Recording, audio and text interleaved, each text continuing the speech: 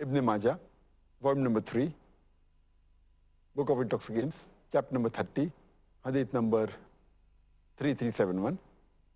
The beloved Prophet said that intoxication, alcohol, is the mother of all evils.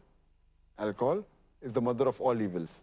And further mentioned in Ibn Majah, volume number 3, Book of Intoxicants, chapter number 30, hadith number 3392, the beloved Prophet said that anything which intoxicates in large quantity is even prohibited in small quantity. No excuse for nipper or tot. You can't say, I'll take a peg, Whatever intoxicates in large quantity is in prohibited in small quantity. And the beloved Prophet, he has cursed 10 categories of people who indulge in alcohol. It's mentioned in Ibn Majah, volume number 3, Book of Intoxicants, chapter number 30, hadith number 3380. The beloved Prophet said, 10 categories of people who indulge in alcohol are cursed.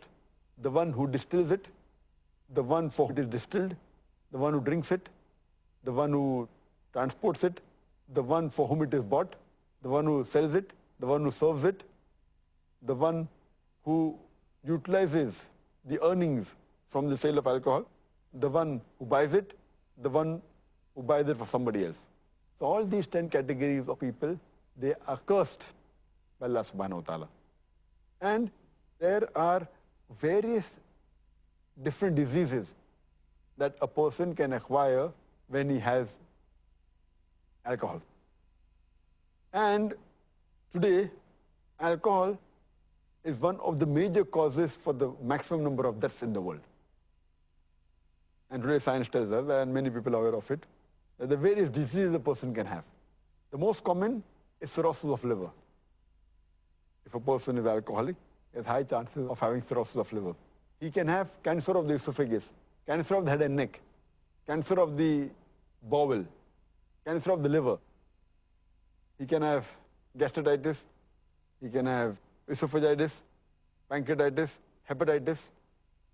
A person who has alcohol, there are chances that he will have cardiomyopathy, he will have angina, heart attack, atherosclerosis. He can have strokes, apoplexy, fits. A person who has alcohol regularly, there are high chances that the person, he can have cortical neuropathy, cerebral neuropathy, he can have peripheral neuroma. There are various diseases that a person can have due to the consumption of alcohol.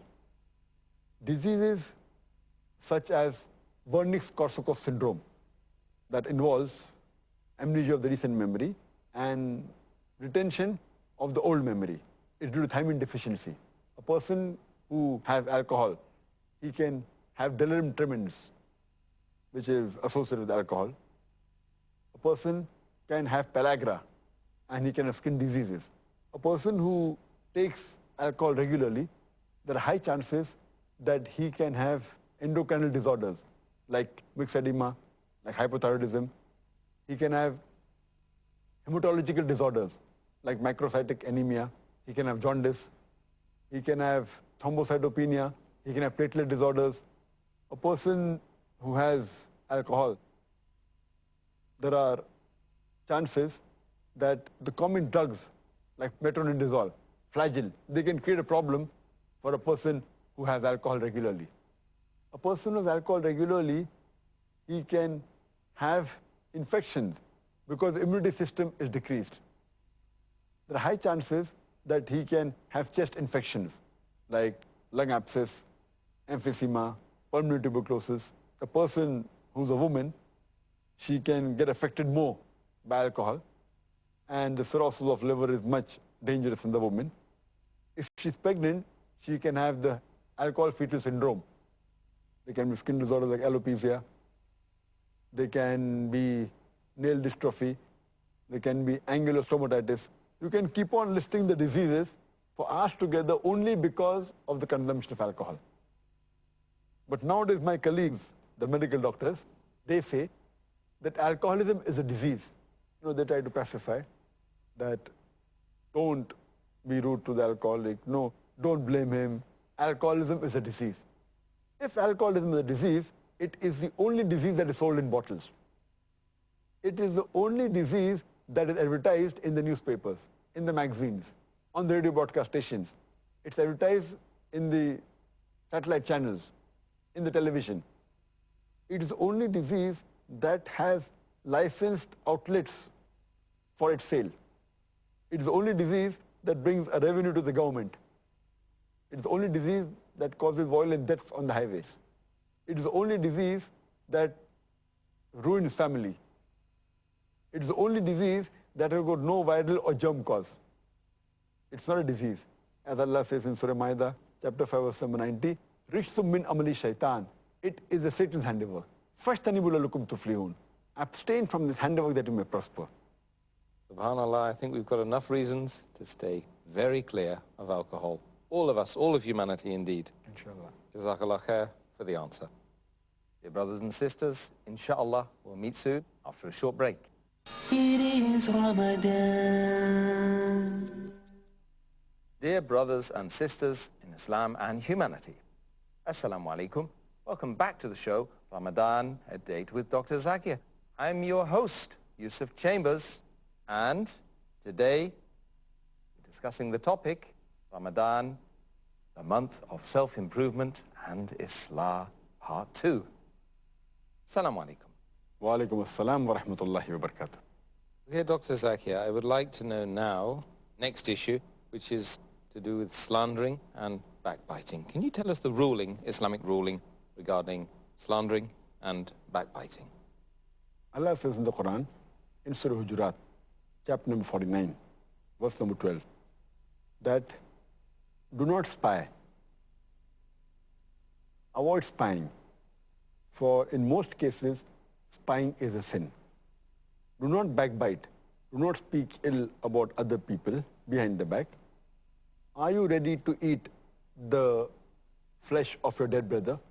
No, you would abhor it. That means if you backbite, Allah says in the Quran, it is like eating the flesh of your dead brother. And would you like it? And the answer is no. Eating your brother itself is haram. Eating dead meat is a double sin. Even the cannibals who eat human beings, they don't eat the dead meat of their own brother. The Quran says that backbiting is equivalent to eating the dead meat of your own brother. It's further mentioned in Sahih Muslim, volume number 4, hadith number 6265, where the beloved Prophet Muhammad said that, do you know what is backbiting? The Sahaba says, Allah and the Messenger know the best. The Prophet continues that anyone who speaks about another person behind his back, which he would not like when it is spoken, that is called as backbiting. So one person interrupts and says, what if what I'm speaking is true? The person does have those faults. So the Prophet says that if you speak about someone behind somebody's back and if it is the truth, it is backbiting. If it's false, it's called as slandering. So both are prohibited, backbiting as well as slandering, both are prohibited. And Allah says in the Quran, in Surah Humza, chapter number 104, verse number 1, وَيْلٌ لِكُلِّ هُمَزَةٍ لُمَزَةٍ. Woe to every kind of scandal monger and backbiter. And it's mentioned in the hadith of Sahih Bukhari, volume number 1, in the book of Wudu, hadith number 216. Muhammad Sallallahu Alaihi Wasallam, he was passing near a graveyard and he heard that two of the Muslims, they were crying and mourning because of the punishment that they were having in their graves. The Prophet says that, do you know for what reasons are they crying? The Sahaba says, no. So he says, one, because he never used to be careful about his urine, that you have to be careful, protect oneself from one's urine. And the other one, because he used to make enemies between the people. So based on the verses of the Quran and the Hadith, backbiting and slandering, both are prohibited. Okay, I think that's very clear. Thank you very much, Dr. Zakir. So regarding the lower garment of the male, particularly the male, is it haram for a man to wear that below the ankle, even if that person isn't wearing it out of pride or arrogance.